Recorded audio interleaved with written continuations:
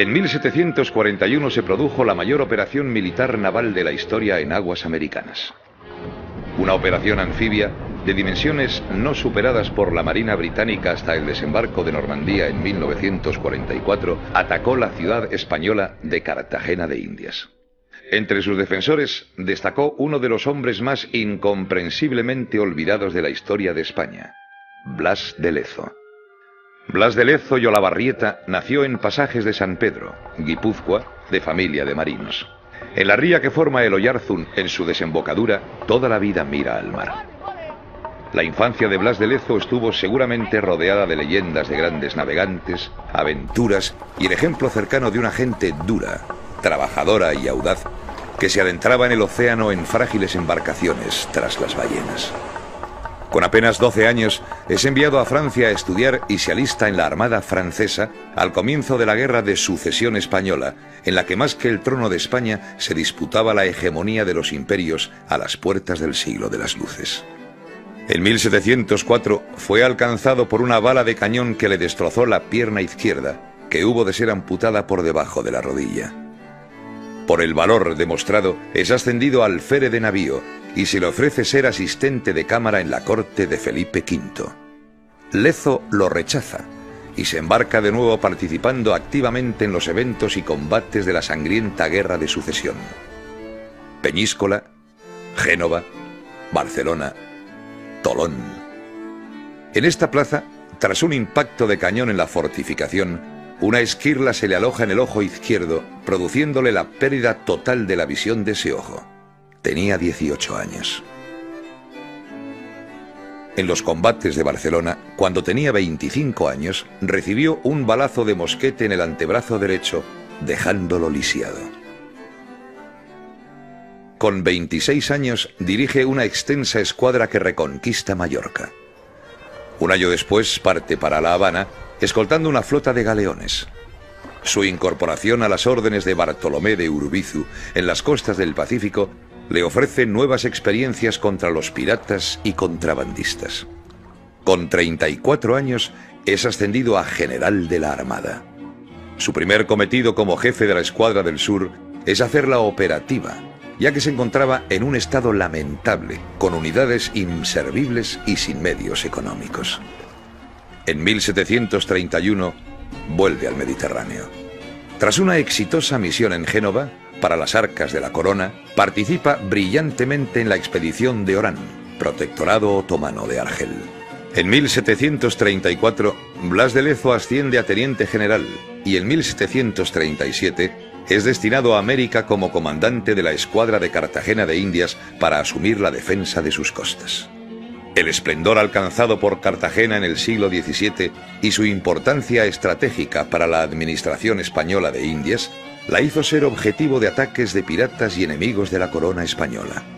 La necesidad de defenderla de los continuos ataques hizo que a lo largo de los años fuese fortificándose hasta convertirse en una ciudad fortaleza rodeada de castillos, fuertes y baluartes. La alianza de España e Inglaterra en las guerras contra Francia en el siglo XVII había hecho que los ingleses recibieran muchos beneficios del comercio con los puertos de la América española. La Guerra de Sucesión, en la que los ingleses tomaron partido, junto a los holandeses, por el bando perdedor, mermó sus privilegios.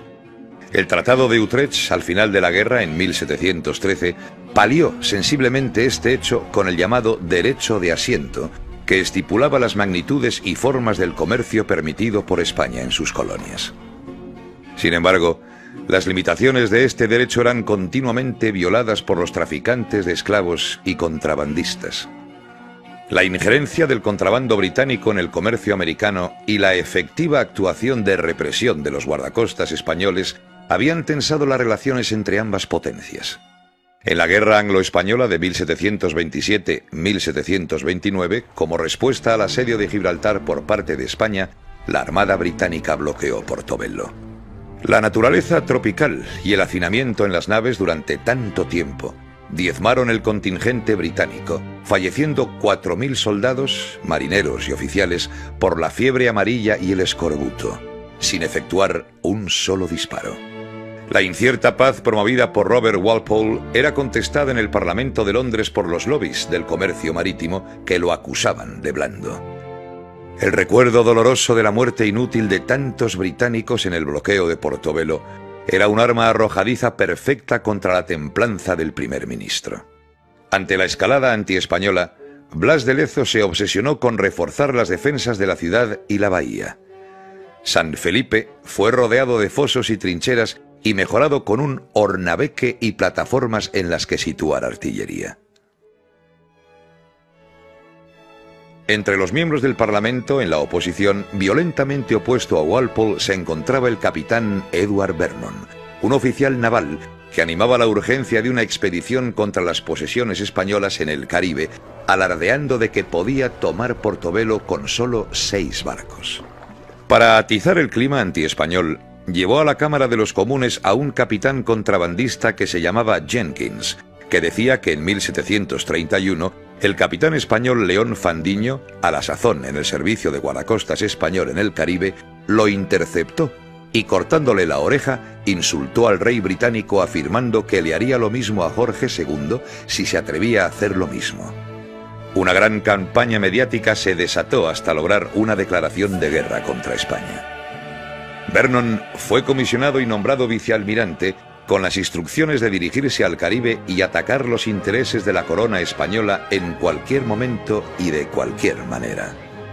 Vernon llegó a Port Royal con 6 navíos.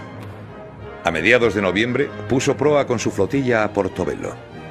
La lucha apenas duró 2 horas. Tras destrozar el fuerte, lo tomaron sin encontrar apenas resistencia. Vernon envió noticias a Londres, donde fueron recibidas con júbilo. La euforia fue tal que hasta se compuso un himno para la ocasión que todavía perdura: Rule Britannia. Mientras esperaba refuerzos determinantes en hombres y barcos, se dedicó a realizar acciones de castigo contra los puertos de la corona española. Entre otros, realizó 2 ataques a Cartagena, con la posible intención de tantear las capacidades defensivas de la ciudad. En 1740 se restableció el virreinato del nuevo Reino de Granada. El nuevo virrey era un teniente general del ejército español, Sebastián de Eslava. En abril de 1741, tras haber conseguido burlar la vigilancia de los barcos ingleses, llegó a Cartagena de Indias procedente del Ferrol con los navíos Galicia y San Carlos, además de 500 hombres en tropas de apoyo. En Jamaica, la flota británica se vio incrementada hasta constituir la mayor fuerza naval proyectada por Inglaterra hasta el desembarco de Normandía. Vernon, junto al comodoro Lestock y Challoner Ogle, comandaban las escuadras: azul, roja y blanca. Al mando de las fuerzas terrestres estaba el brigadier Wentworth, que reemplazó a Lord Cathcart por haber fallecido este antes de llegar a Jamaica. Fueron avistadas las primeras velas del enemigo por Punta Canoa.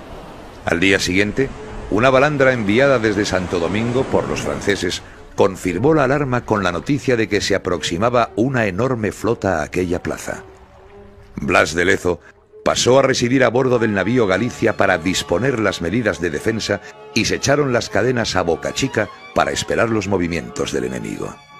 El día 15 se dejó ver toda la armada británica, que fondeó entre Punta Canoa y La Boquilla. Durante días, Vernon convocó varios consejos de guerra a bordo del Princess Carolina para establecer los términos del reparto del botín que esperaban conseguir en Cartagena. Mientras tanto, hicieron un amago de desembarco en La Boquilla con el seguro propósito de distraer la atención de los españoles sobre sus planes reales. Blas de Lezo dispuso situar los navíos Dragón y Conquistador en Boca Grande. La mayor potencia de fuego de los buques Galicia, África, San Felipe y San Carlos la reservó para Boca Chica. El fuego se inició el día 19, cuando 4 buques comenzaron el bombardeo del castillo de San Luis de Boca Chica, y otros 3 lo hicieron contra las defensas de Tierra Bomba, destruyendo el reducto de la Chamba y las baterías de Santiago y San Felipe. Batidos por el fuego de las baterías de Punta Abanico y Varadero, 4 de los 7 barcos del enemigo tuvieron que retirarse a remolque. El mismo día, al anochecer, iniciaron el desembarco por la playa de la Chamba. Inmediatamente después del desembarco, Las diferencias de criterio entre el general Wentworth, al mando de las tropas de tierra, y el almirante Vernon, jefe de la expedición, comenzaron a manifestarse. Vernon urgía a Wentworth a apresurarse en el ataque al castillo de San Luis. El retraso se debía a que las tropas desembarcadas estaban continuamente hostigadas desde las baterías de Punta Abanico y Varadero. El día 30, los ingleses dirigieron un ataque contra estas baterías, pagando un precio de 200 bajas debido a su exceso de confianza. Son reconstruidas al día siguiente. El día 31, Desnos, gobernador del castillo de San Luis, hizo una salida para entorpecer el montaje de la batería que armaban los ingleses, poniéndolos en fuga. Desde el 2 de abril, la artillería de Vernon comenzó a batir el castillo de San Luis con el aumento de 6 morteros de granada reales de una manera sistemática, apoyados por el fuego de la artillería naval de las escuadras roja y azul en pasadas incesantes. Una bala de cañón arrancó las patas del taburete en que se sentaba el virrey, reunido con Blas de Lezo en el castillo del Galicia, y ambos resultaron heridos por las astillas. El día 5, viendo el gobernador Desnos que venía el enemigo avanzando en 3 columnas, resolvió poner bandera blanca. La respuesta de los ingleses fue el fuego de las baterías y la aproximación de las tropas en ademán de no oír proposición alguna. Toda la tropa fue evacuada a tiempo sin riesgo. Otras embarcaciones fueron a rescatar a la guarnición de San José y destruir su artillería para privar al enemigo de esa ventaja. El Galicia cayó en manos del enemigo con su capitán, Juan Jordán, y 30 hombres de su tripulación. El San Felipe embarrancó con su popa en el bajío de la batería de San José, se le prendió fuego y por accidente se incendió con él el navío África. Solo el San Carlos se consiguió que se hundiese en el centro del canal. Tras despejar el canal de Boca Chica, toda la flota británica comenzó a entrar en la bahía. El día 6, a las 3 de la madrugada, el virrey y Blas de Lezo decidieron enganchar todas las embarcaciones del comercio de galeones entre el Castillo Grande de Santa Cruz y Manzanillo para bloquear el paso a la Bahía de las Ánimas. Se dispusieron los 2 navíos de guerra que quedaban, para hundirlos y así cerrar las 2 bocas del puerto en caso necesario. Al mismo tiempo, se evacuó el Castillo Grande de Santa Cruz para unir su guarnición a las fuerzas de la plaza. Los ingleses estaban atracados ya en Punta de Perico, dentro de la bahía, e intentaron un desembarco en Manzanillo que fue rechazado. Uno de los navíos atacantes se atracó a la popa del conquistador que estaba semi-hundido y se lo llevó arrastrando, con lo que dejó expedita la entrada. A partir de ese momento, entraron en la bahía interior. Comenzó el bombardeo de la ciudad. El desembarco se realizó por 3 partes, formando 3 columnas que, hostigados por los piquetes españoles reforzados por los arqueros indígenas, se concentraron en el tejar de Gavala, donde se fortificaron. El día 17 tomaron el tejar de la popa y también el de Lozano. Las tropas americanas del contingente de Vernon, que habían desembarcado por la boquilla, tomaron por su cuenta el cerro de la popa. Tras un intenso mes de campaña, la flota fondeada en Punta Perico soportaba los rigores del clima tropical y la incógnita de cuánto se iba a tardar en llegar a un desenlace. Blas de Lezo conocía el valor militar de esa demora. Si se conseguía resistir hasta la llegada de las lluvias a final de abril, Vernon habría perdido. Las tropas de Wentworth hacían avances demasiado discretos. Los oficiales de tierra se quejaban de que no tenían el debido apoyo artillero naval, mientras que los jefes navales, conocedores de las características de la bahía, se negaban a arriesgar sus naves estérilmente. A Vernon le atormentaba la idea de repetir el desastre de Portobelo de 1727, sobre todo después de mandar emisarios a Londres anunciando anticipadamente su victoria. Esta noticia les llenó de orgullo y se acuñaron monedas conmemorativas. Para Vernon era de vital importancia aislar la ciudad.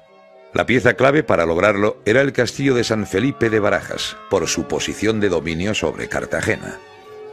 Desde el día 21 al 25 aumentaron el fuego de las baterías de tierra contra el castillo, sin conseguir abrir brecha. Ante la insistencia de Vernon, se decidió realizar un asalto masivo contra San Felipe. Fue planeado como un ataque nocturno. Washington con los americanos atacaría por el noroeste, Grant por el norte. Wynyard por el este, con el grueso de las tropas inglesas, y de Guise por el sureste y por el sur. Blas de Lezo, desde la batería de la Media Luna, junto a Sebastián de Eslava, atiende el combate y cursa órdenes y sostiene los suministros de munición de las unidades. A las 3 de la mañana se inició el asalto desde la Quebrada del Cabrero, por el norte, por la parte del cerro con menos pendiente. El factor oscuridad no sirve, pues apenas se inicia el ataque, se hace de día. Blas de Lezo envió a 200 hombres de tropa de marina para reforzarlo. Tras fracasar los intentos por los distintos flancos, lo intentaron por el noroeste, en donde fueron demediados por la fusilería española. De repente, desde el castillo, que por su posición privilegiada como otero del escenario de la batalla había permitido a sus defensores observar la frágil determinación de los atacantes, se produjo una salida a bayoneta calada que hizo cundir el pánico a los ya exhaustos soldados británicos. La desbandada de las tropas de tierra acrecentó la tensión entre Vernon y Wentworth. El día 26, los ingleses condujeron al capturado navío Galicia dentro de la bahía interior para intentar hacer brecha con su artillería en la muralla de Cartagena. Ante el fracaso de la acción, le cortaron las amarras y lo dejaron al pairo. Sin mucha fe, este hecho era el aviso de que ya no confiaban en la posibilidad de la victoria. En un consejo de guerra celebrado en el buque insignia de Vernon, con los otros jefes navales decidieron desistir de la empresa por impracticable. A partir de ese momento, los británicos comenzaron su retirada, con buques averiados, insuficientes tripulaciones para las embarcaciones hábiles, con multitud de moribundos que acrecentaba el horror de las desmoralizadas tropas. Pese a todo, durante su retirada, aprovecharon para desolar las defensas que tenían en su poder. Acabaron de demoler el castillo de San Luis y el castillo grande de Santa Cruz. Cartagena estaba salvada. Vernon volvió a Londres. Su desastre en Cartagena se silenció. Blas de Lezo murió el 7 de septiembre de ese año. La defensa de Cartagena fue posible por la resolución de muchos hombres valientes, encabezados por Blas de Lezo, que defendieron con conocimiento y coraje lo que les pertenecía. Medio hombre. Un hombre completo para los suyos. Un hombre completo para la historia. Blas de Lezo, para siempre.